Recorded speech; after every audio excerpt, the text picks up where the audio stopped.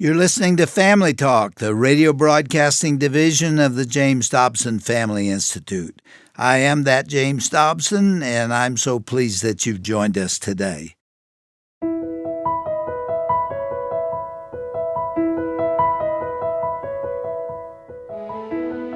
They don't know what's wrong today because the whole culture is doing it. Everybody's doing it. Everybody's saying it's okay. Teachers are saying it's okay. That's right. Some pastors are saying that. It's the end of sin. You can't have consequences to sin if you don't recognize it as evil. And that's what has changed and what eats on my soul, because I see us heading farther and farther in that direction where we don't even remember that there is right and wrong, right, and that right is blessed and wrong brings on death. Well, welcome back to Family Talk. I'm Roger Marsh. On today's program, we're going to hear part 2 of a broadcast featuring our own Dr. James Dobson and his special guest, Dr. Joe McIlhaney.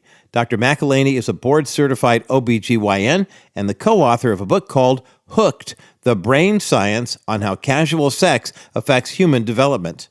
On yesterday's program, Dr. Dobson and Dr. McIlhaney talked about the harm that casual sex has on neurochemistry and on the brain. They also discussed the correlation between the hookup culture and the increase in STIs and HIV cases, as well as the negative influences of pornography and sexual content in entertainment. In just a moment, Dr. Dobson and Dr. McIlhaney will explain the importance of active and involved Christian parents in the lives of their kids, especially as it pertains to education regarding sex and sexuality. They'll also identify broken and conflicted families as the cause of many of the confused and troubled teenagers we find all around us in the culture today. Now, before we begin today's broadcast, remember that this content discussed here on the program is for mature audiences only, so listener discretion is highly recommended. Here now is the conclusion of Dr. James Dobson's classic conversation with Dr. Joe McIlhaney, right here on Family Talk. I think your father sacrificed for you to help be a better father for you. No question. And I think that what parents may have to do today is sacrifice for the good of their children, which is a hard thing to do. For example, some really good research, a brand new researcher came out showing that mothers need to be with their babies as much of the time as they can for the first 3 years of life, and she has just been pillared. She's a Jewish liberal person, but her research has clearly shown that babies need the calming effect of the mother to be with them to grow up without the anxiety. She thinks a lot of ADHD and these other problems that young people are having are because mothers are not there with their kids that first 3 years all the time. That's politically incorrect. I know it. And she says it's the oxytocin in the mother's body that communicates to the children during those first 3 years the calmness that they need to live a healthy life without all these problems that develop. My point there is your dad sacrificed for you. Parents today may need to sacrifice for the goods of their kids. There's research that shows, for example, that moms need to be with those babies, those children, the first 3 years of their lives to allow them to develop in a healthy way. What you're talking about in regard to my father is a story I've told many times because it needs to be heard. But my 16th year, I got pretty testy with my mother. My dad was an evangelist. He's gone a lot. And I was pressing the limits a little bit. And I was really on the edge. I could have gone farther. I never went into outbroken sin. You know, Shirley and I were both virgins when we got married. We didn't drink. We didn't smoke. We didn't do a lot of those things. But I was heading in that direction. My father saw it. And he had 4 years slate as an evangelist in the larger churches of our denomination. And when he found out about it, and my mother in a telephone conversation said to him, I really do need you. He came home, sold our house. We went to South Texas. He took a church so he could be with me. And we hunted and fished together, and he pulled me back. Changed your life, didn't he? But guess what? Yeah. He never recovered professionally because by the time I got through high school and he was ready to go back into the evangelistic field, and so his whole world changed. He never made a comment about it and never looked back because he poured himself into me.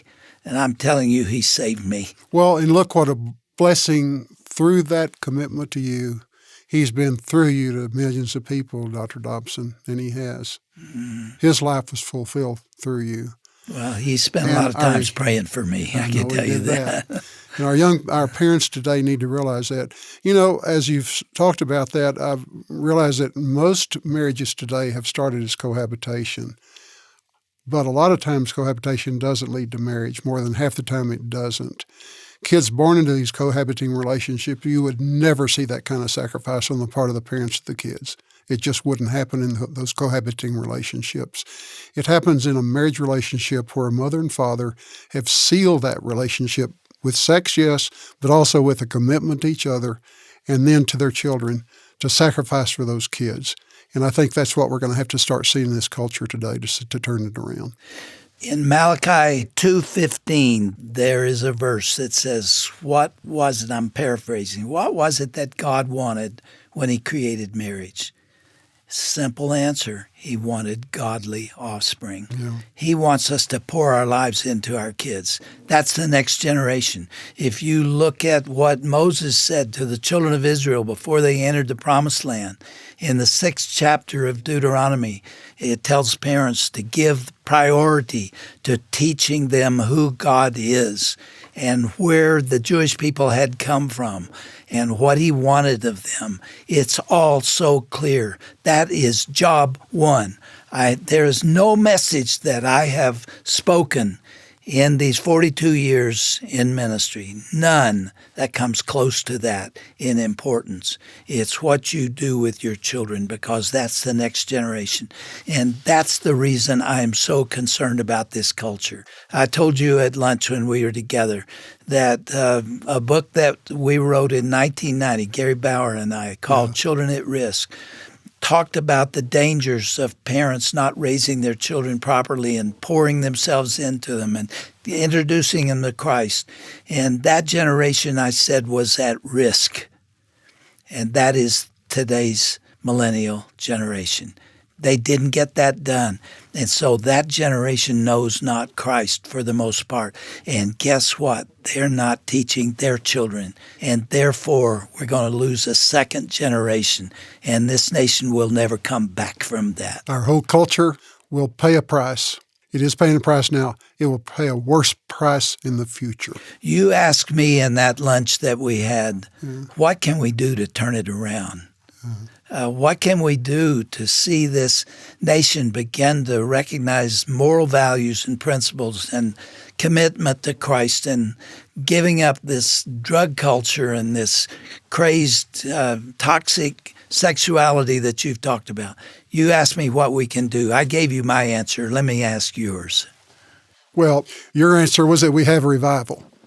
And I think that's absolutely the answer for a huge change in this culture. A new great awakening. A new great awakening is going to be absolutely necessary to see this tumultuous change I think we ultimately must have. How much worse can it get, Dr. Dobson? But we can't sit around waiting for that to happen. We need to take a hold of it as best we can. If we're a mother or a dad, we need to hear what's going on with this program today. That is our responsibility. Every study we've seen shows that the primary influence on a kid for their behavior later on is the parent's influence on them. That does not happen outside a marriage relationship and a family most of the time. There are lots of brave single moms and dads out there that are doing a good job, and a lot of those kids will do fine. But the best chance a kid has is to be in a healthy family that is the result of a marriage. The name of this program, this place with you, is Family Talk, right? Yeah. We're talking family here. Yes. That's the basis of it. Some people may know that my wife had Alzheimer's and died a year ago. We moved into a Jewish retirement home. It's about 50% Jewish and 50% that's not. Passover is done in the family. And it occurred to me that Passover's been done in the family. It's not in an auditorium. It's not with a whole bunch of other people. It's in the family. And it just made me wonder if the reason the Jewish culture, the Jewish race has persisted all these years, in part, besides the fact that God had that plan, that the Jews have been in their family celebrating Passover and celebrating the family year after year for these thousands of years. And I think that might be a lesson for us to say family is where it's at. Well, you and I talked also in that conversation about the people who lived contemporaneously with Jews in the Old Testament. You know, the Jebusites and the Parasites and all the other names, Hittites and others. They're gone. They're gone. They disappeared from the face of the earth. Yeah.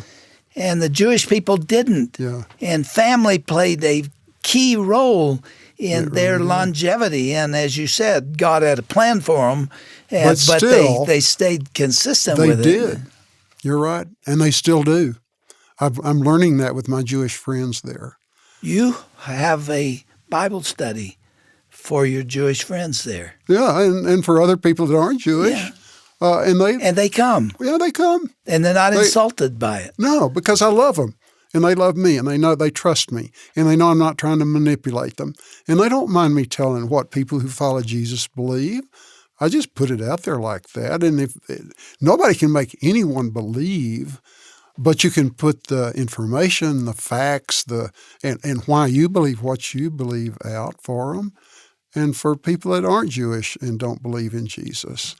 There's such a powerful reason to believe in a God who loves us so much, he sends his son to literally die for us and then rise again triumphant over sin and then give us guidance for how to live life triumphantly. And that's what he's done. Apart from that message, Joe, nothing will save us. That's right. I do not believe it. I believe America is gone. Yeah. If we do not return to first principles and biblical understandings, and no book's going to be written that's going to open our eyes and say, oh, we need to do things differently. Nothing's going to change people who are committed to wickedness and selfishness and violence and all the things that are going on today. There is no hope for us apart from that spiritual renewal, that awakening, that repentance, that commitment to Christ and to what he has taught. It's all in the book. Yeah, I agree. And you know, something strikes me as you even say that, Jim.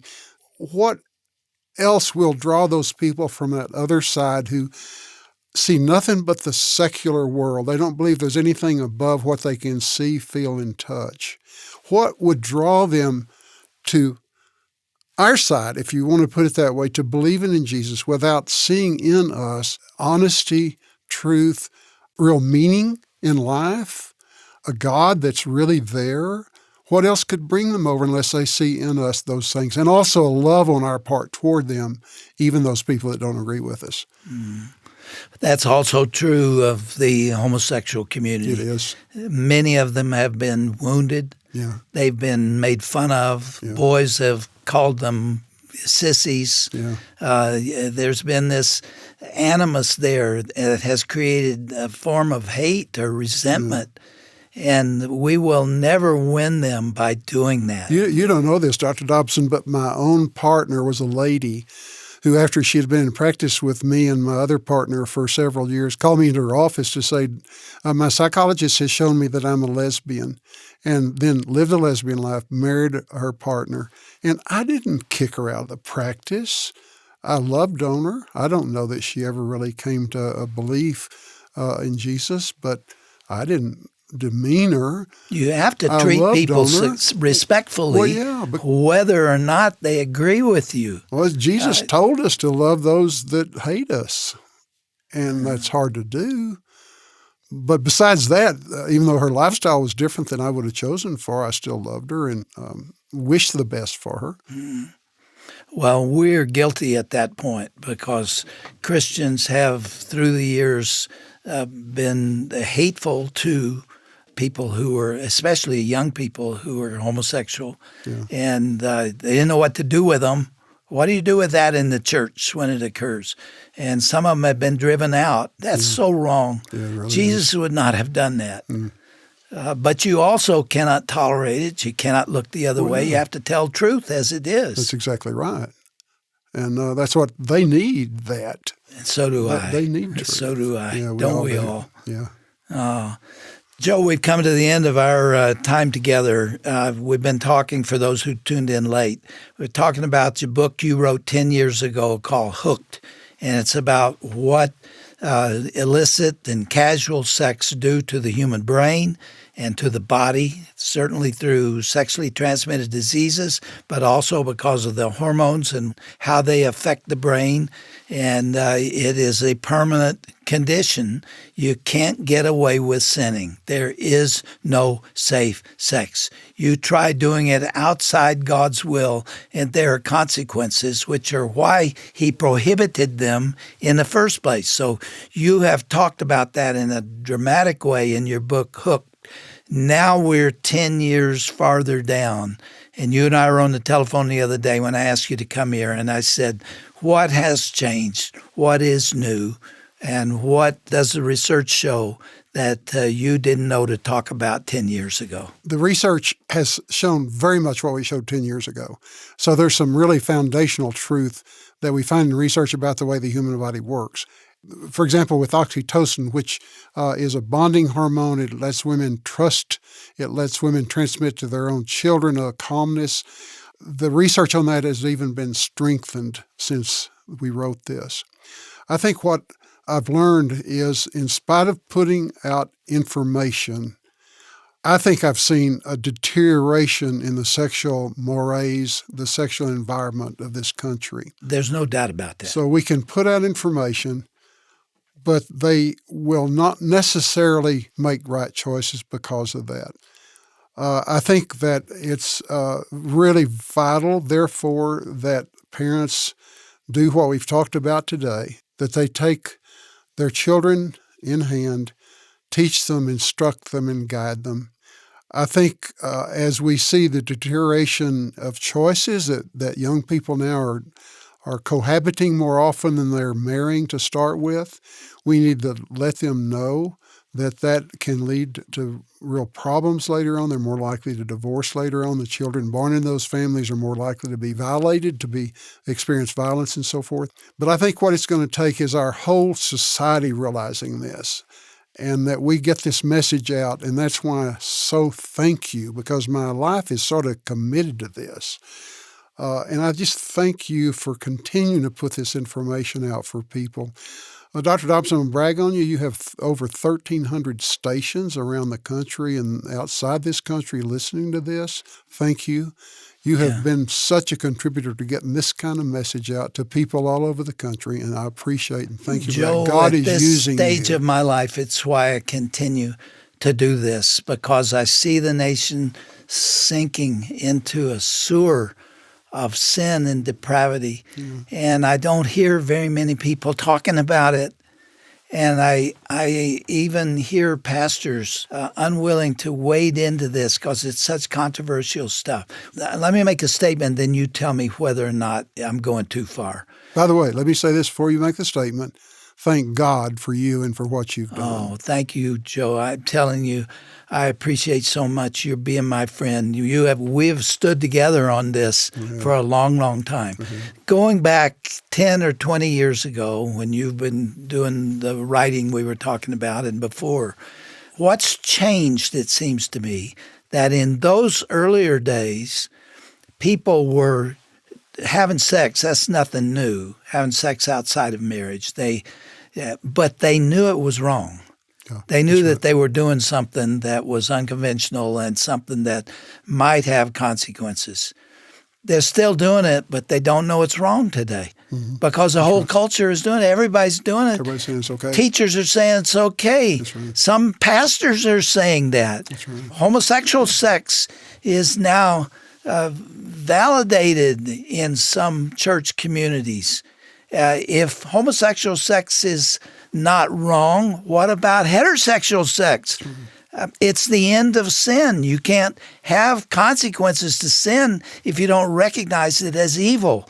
And that's what has changed and what eats on my soul, because I see us heading farther and farther in that direction where we don't even remember that there is right and wrong, and that right is blessed and wrong brings on eventually sin, and to the wages of sin is death.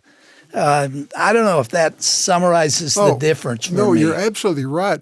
Dr. Dobson, people make fun of the time in the United States when you and I were growing up. They say, well, kids were having sex just as much back then as they do now. They were not.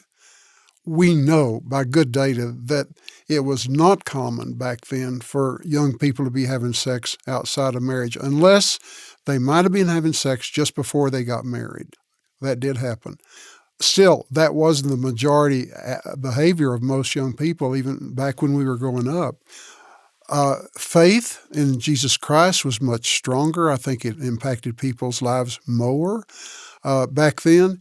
The 1960s were a tumultuous change in this society. That was when the birth control pill came out in 1960.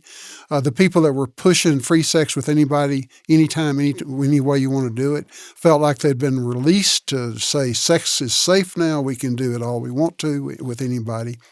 And it's not. And God died. And God died. Yeah. Yeah. And marriage was severely damaged and has not recovered from it. Yeah.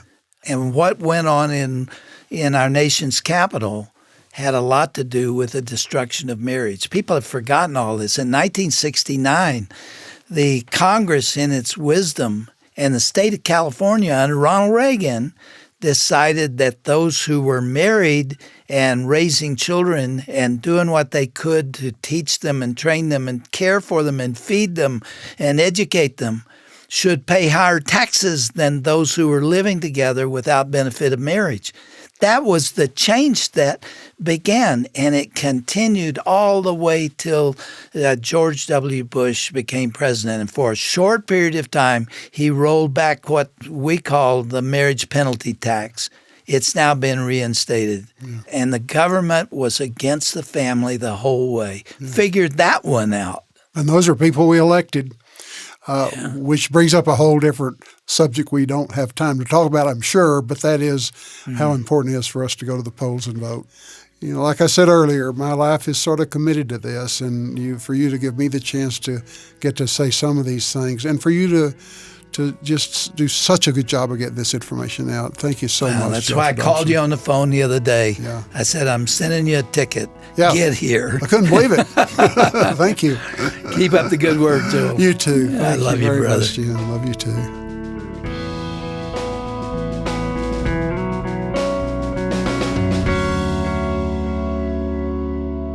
Well, you've been listening to Family Talk, and that was the conclusion of Dr. James Dobson's conversation with Dr. Joe McIlhaney, a poignant discussion on the dangers of the hookup culture. Unfortunately, Dr. Dobson and Dr. McIlhaney have seen the disastrous effects on this unrestricted, sexualized culture.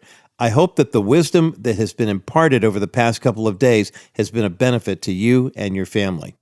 By the way, if you'd like to learn more about Dr. McIlhaney and also get information about his book called Hooked, visit our broadcast page at drjamesdobson.org/Family Talk. That's drjamesdobson.org/Family Talk. Here at the Dr. James Dobson Family Institute, we want to walk alongside you and help you and your family grow closer to God and to each other. One resource you can utilize to get that ball rolling is to sign up for Dr. Dobson's monthly newsletter. It's absolutely free, and you can sign up online. To do so, just visit drjamesdobson.org/newsletters. That's drjamesdobson.org/newsletters. And before we leave the air for the week, another reminder that you only have a few days left to take advantage of the special $300 matching grant that we have in place, thanks to some very special friends of our ministry. For every dollar you donate this month, your gift will be doubled for twice the impact. Now remember, you can make a secure donation online when you go to drjamesdobson.org. That's drjamesdobson.org. You can also make a donation over the phone when you call 877-732 6825. Now, if you'd like to make your donation through the U.S. mail, you can do so, but you'll want to get that gift in the mail this weekend because our special matching grant ends next Friday. Our ministry mailing address is the Dr. James Dobson Family Institute, P.O. Box 39,000, Colorado Springs, Colorado, the zip code 80949.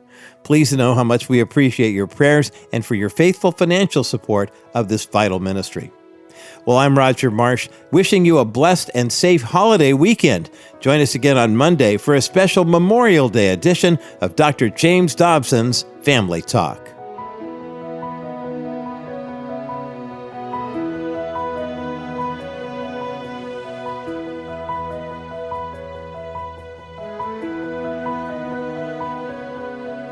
This has been a presentation of the Dr. James Dobson Family Institute. Hey everyone, Roger Marsh here. When you think about your family and where they will be when you're no longer living, are you worried? Are you confident? Are you hopeful? What kind of legacy are you leaving for your children and their children? Here at Family Talk, we're committed to helping you understand the legacy that you're leaving for your family. Join us today at drjamesdobson.org for helpful insights, tips, and advice from Dr. James Dobson himself. And remember, your legacy matters.